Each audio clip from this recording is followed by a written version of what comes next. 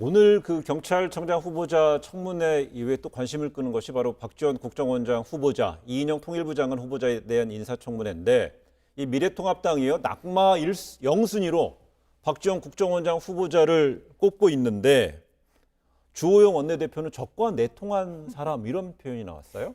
그냥 조금 센 발언을 하신 네. 것 같고요. 그리고 청문회를 할 때 특히 이제 정권 초에는 어떤 일이 벌어지냐면 정부가 처음 들어서면 장관들 내각 구성하잖아요. 그럼 원내대표단 모여서 우리 몇 프로를 낙마시킨다 이런 목표를 정하기도 했거든요. 그러니까 야당이 뭐 목표를 정해서 누구를 낙마시키겠다. 이건 뭐 야당으로서 그럴 수 있는 거고 다만 그 과정이 이제 절차에서 얼마나 내용을 가지고 후보자가 납득할 만큼 꼼짝없게 만들어서 낙마시키냐 이게 이제 실력의 문제인 것 같고 그다음에 적과 내통했다는 말은 사실 그게 굉장히 옛날식 용어 같아요. 그러니까 사실 적과의 내통이라는 말을 다른 식으로 표현하면 북한과 사전에 조율하고 협조했다 이런 표현이 되는 것이거든요. 근데 그 똑같은 일을 놓고 되게 이제 좀 안 좋은 표현을 쓰신 것이고요. 근데 그런 식으로 규정이 된다면 사실 북한과 어떤 조율을 한다거나 특사를 파견하는 과정에서 전 단계 조율하는 과정이 전부 적과의 내통이 되는 것이거든요. 그래서 아마 이 발언은 조영 대표가 곧 걷어들이시지 않을까 합니다.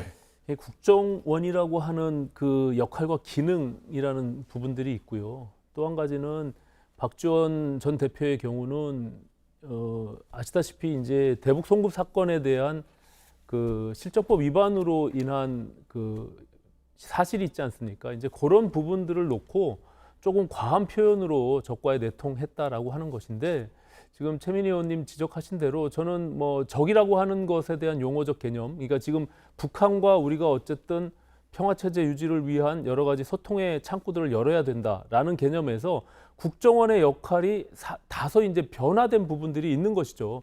과거에는 오히려 적이라고 하는 북한의 간첩들을 잡는 그런 역할들을 주로 국정원들이 했는데 이제 이 정권 들어서 국정원장이 오히려 북한과 소통하는 채널들을 여는 그런 측면이 있었기 때문에 그 역할에 대한 문제가 하나 있을 수 있고요. 또 한 가지는 아까 말씀드린 과거에 어떤 실정법 위반에 대한 부분들을 지적하는 그런 용어적인 선택을 한 것인데 저는 뭐 개인적으로는 뭐 적과 내통했다라고 하는 것이 사실은 조금 생경한 부분들로 받아들여질 수 있을 것 같습니다. 예.